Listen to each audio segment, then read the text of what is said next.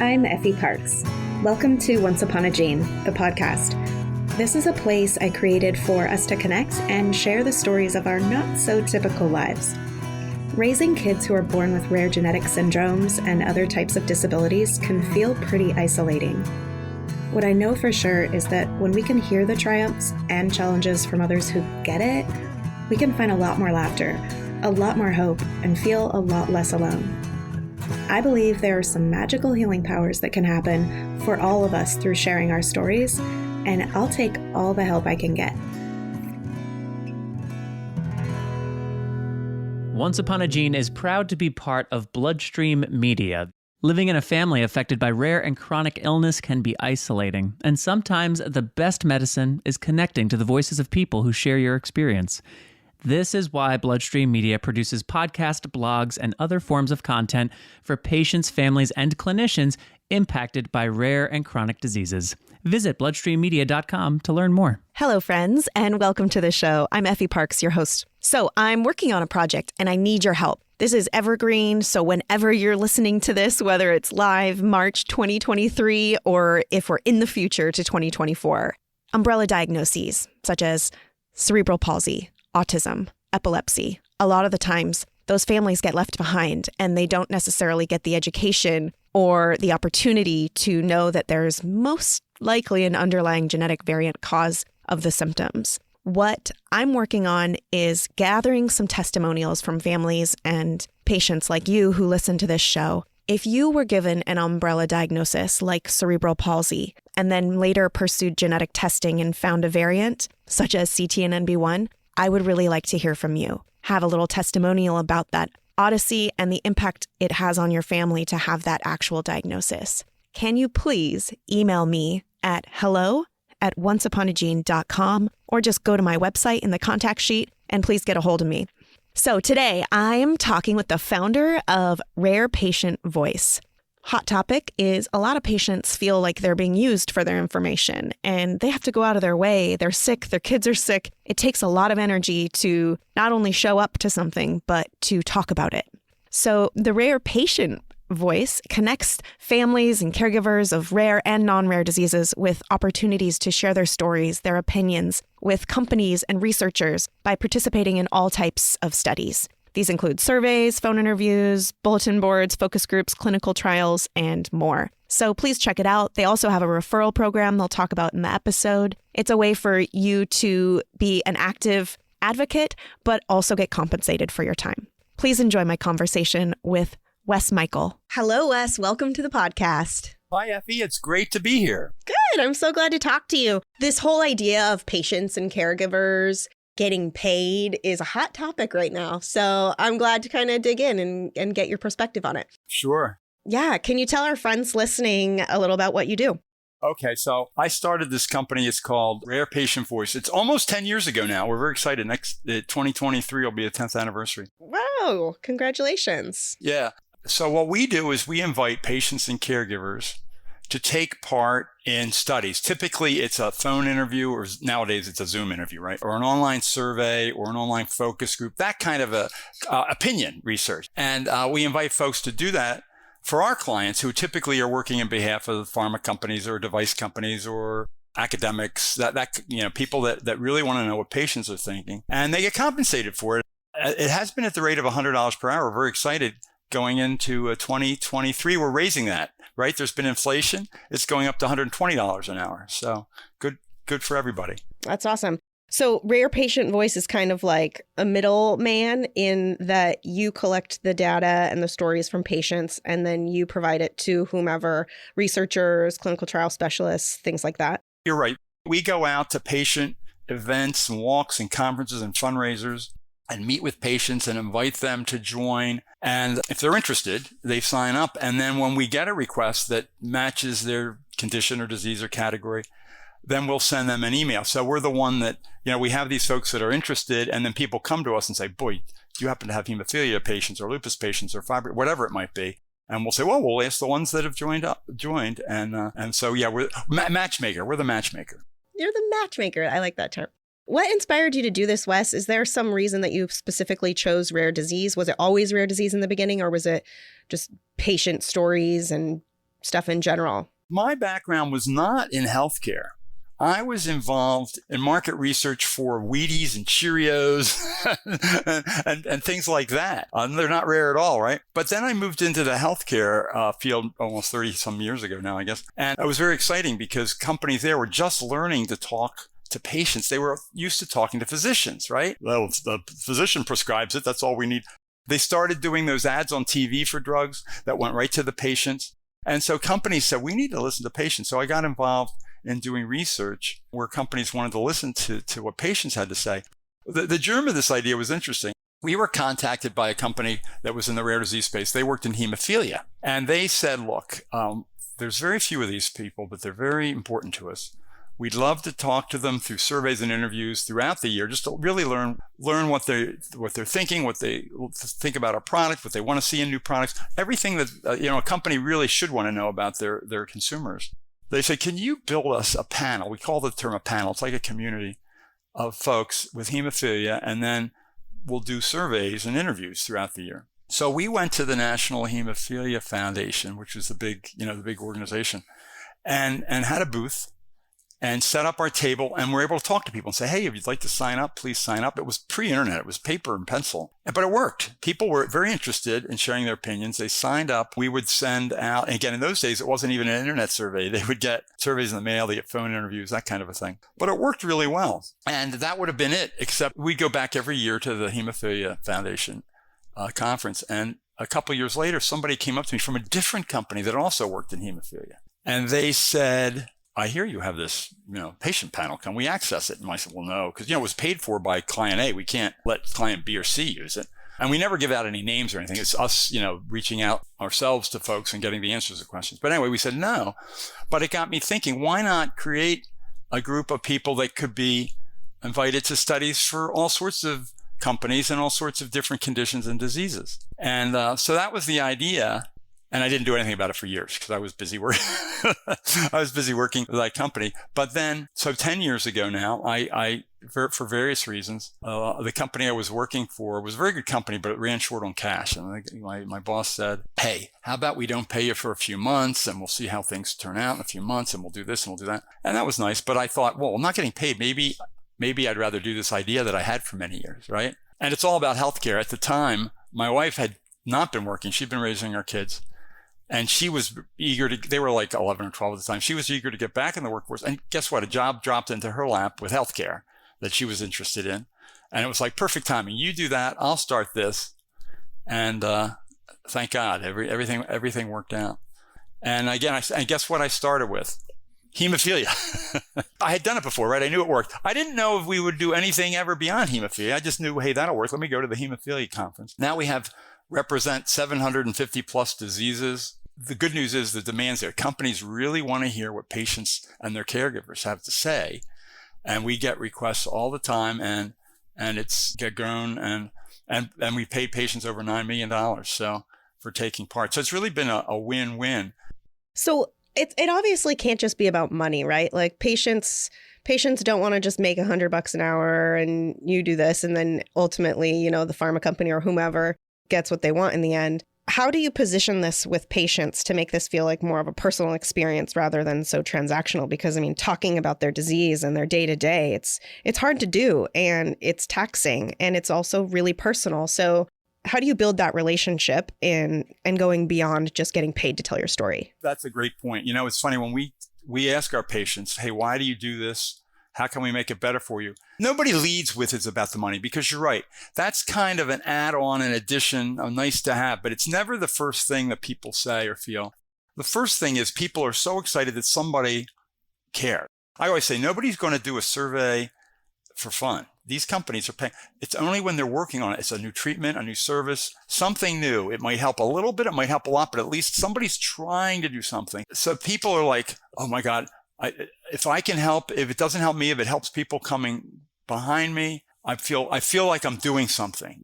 You meet so many wonderful people that are so engaged in advocacy and helping folks and raising funds. And some people have more ability to do that than others, or more time. But many they want to help in every way they can. And if this is one way of helping, hey, I'll give an hour here, I'll give a half hour there. The people that do the interviews they're empathetic and knowledgeable. They just want to hear what your story is. Yeah, absolutely. I can definitely resonate with the fact of like seeing what can become of someone when they tell their story, right? Like sometimes it's the first time someone listened. Sometimes it heals them every little bit, right? And then it empowers them to figure out maybe what kind of advocacy they want to pursue.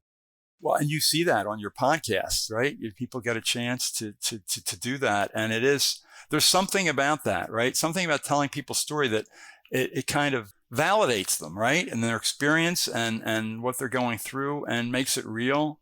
You know what people find, right? It's not just them, right? The other people, that's what's so great about some of these organizations. You find other people are going through the same thing. You've been through it. If you're a few years ahead of them, you can let them know, kind of guide their path, or they can let you know things that they've run into.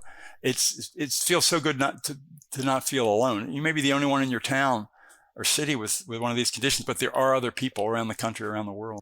Are there other opportunities that Rare Patient Voice provides beyond a patient or a caregiver getting the email and then participating in a survey or a quick interview? Does it go beyond that? Yeah, in the past year, we've started going actually to make people aware of and invite them to get more information about clinical trials. So at first I said it's not about blood because we just want your opinion, but so many people say, I'm interested in research. So companies will come to us and say, I have a clinical trial for such and such a group. Now, we would never tell somebody, to take part in one. They have to investigate it. They have to talk to their doctor. But we let people know about them. Sometimes it works out that somebody qualifies and is interested. So that's kind of a new area for us.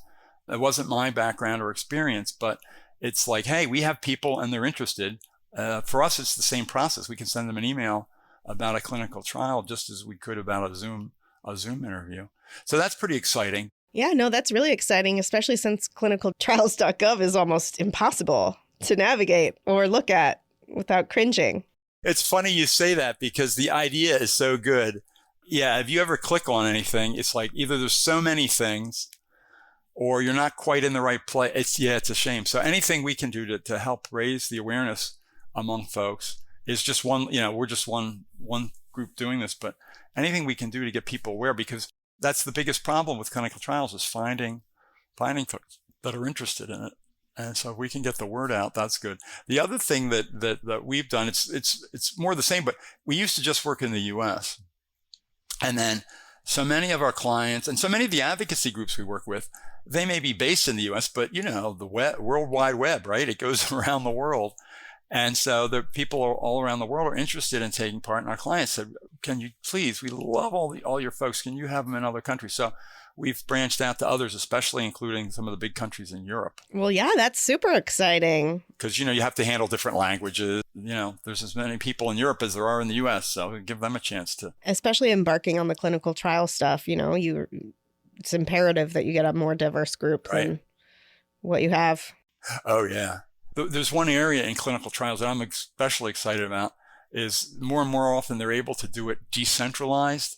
So they may not have to go into, like here I'm in Baltimore, to Johns Hopkins in Baltimore, or maybe they can go in once, but they don't have to go in every month and fly and bring their kids. And that there's ways that they can do it from their own house and their own location. So all of a sudden, people in Montana, right, can take part, whereas before it's only people in Chicago and Baltimore and New York. Do you help guide the patients and caregivers from the beginning on like helping them to tell their story or craft their story? Or is it pretty cut and dry and simple of them just answering pretty direct questions? We don't. That's an interesting idea. Typically, what we do is our clients, they'll be the moderators. They'll prep people or give them sometimes what we call a comfort call to make sure they're comfortable. I'll make sure they're not worried about anything because people will ask me, well, how do I prepare for an interview? And we say, just bring your opinions. You don't need to, they want to know what's on your mind. You don't have to do any special studying or research. They'd rather just have, you bring what's on your mind and what's top of mind. So we'll tell people that really just to get them comfortable. And then a lot of times the clients are very good about getting people relaxed and, ready to share their thoughts. Be honest, right? The key is to be honest. You don't have to impress anybody. They want to know the truth. Yeah, you're the one showing up as the expertise, so just be yourself. I see a lot in the adult patient population, too, that it's just been decades sometimes of being gaslit, right, in different kinds of scenes, whether it be at the doctor or wherever. And so I can fully understand why there might be some anxiety or nervousness surrounding doing that? Because it might be the first time that they're actually getting their point across. Yeah, exactly. And, it's funny. We do surveys ourselves from time to time that we do put out on webinars and podcasts, things like that. And we asked people about their experience dealing with physicians and getting diagnosed. And it was amazing how many people felt, especially the more rare the disease is, the more difficult it is to be diagnosed. People are misdiagnosed. They go from one misdiagnosis to another, and it can take 6-7 years or more before people get a good diagnosis. And so many people felt their physicians were not listening, or that they were being kind of dismissed. And a lot of times people felt, if they're female, they felt more likely to feel that. If they were obese, they felt that was always given as an excuse. If they were a minority or, ethnic, racial minority, they felt that they were being dismissed more often. So many people have that feeling. And again, especially with a rare disease, they have the facts to back them up that they've gone so long and nobody's figured it out. And then when it's finally figured out, so many times they say, if this doctor had only listened to me when I said this, or I have talked to this other doctor and they could have put 2 and 2 together. It's always obvious after the fact. If you've gone through that over the years, I can imagine how you feel. It's like one more person talking. I hope they listen this time. I'd love to know a personal story or some feedback from some of the patients or caregivers who've participated in sharing their story on Rare Patient Voice. Yeah, we do hear it from folks who, again, it says, they really got me thinking. I hadn't really thought of some of the questions that they were asked. It forced them to get a little bit more introspective about what they want to do and what they should be asking about. And I love to hear that too. Tell our listeners where they can find Rare Patient Voice, what the process is for signing up, and maybe perhaps another reason why they should feel compelled to do this. Sure. So just remember the words Rare Patient Voice. So if you Google it, it'll go right there, but it's rarepatientvoice.com. And we like to put all the information we can think of on our website. So everything's there. You can click and read and learn. But we also put phone numbers and emails because we love it when people have questions and want to ask more about it, because you shouldn't just blindly go into these things. You should make sure you're comfortable with it. So rarepatientvoice.com, there's a thing in there about signing up. So people can click on that and it'll ask for their specific information, which again, of course, is kept confidential. And then they'll get an email that lets them know that it's on. It's like double opt-in process to make sure that they want to do it, et cetera, et cetera. So it's as simple as that. And there's also little videos on there that explain the process of how you sign up, how you get invited to studies, how you get paid. Because we want people to have all that information. So we're always happy when people contact us and say, I need to know a little bit more about this. Awesome. Well, great. Thank you so much for joining me today, Wes. Is there anything that I didn't ask you today that I probably should have that our listeners should know? One thing I was reminded of, we just did a brief study with several thousand patients that are in our group about clinical trials and what could make them better for people. And we did a couple of what they call flash webinars, really short, 15 minutes, if you can believe it, webinars where we go into some of that, and we do it with some patients and caregivers on a panel to discuss their take on what some of the findings of our survey was. So we'll have that. By the time this is on, that'll be up on our website, and we can give you that information too, so people can have a link to see recordings of that webinar. Because we always love to get this information out where people can use it. Yeah, absolutely. And we'll include all of that in the show notes, so you can just head to that after you're finished listening to this episode. Ah, perfect. Okay, great. Well, thank you so much for being my guest today, Wes, and good job over at Rare Patient Voice. I know patients need to understand that they're the expert in their diseases. Their experience is valid. Their experience is data, and it is theirs. And if they so choose, they should be getting paid to share their perspective. Well, thanks for all that you do, Effie. It's great. I appreciate it. My pleasure, Wes. Thank you so much. I hope you've been enjoying this podcast. If you like what you hear, please share this show with your people, and please make sure to rate and review it on iTunes or wherever you get your podcasts. You can also head over to Instagram, Facebook, and Twitter to connect with me and stay updated on the show. If you're interested in sharing your story, or if you have anything you would like to contribute, please submit it to my website at effieparks.com. Thank you so much for listening to the show and for supporting me along the way. I appreciate y'all so much. I don't know what kind of day you're having, but if you need a little pick-me-up, Ford's got you.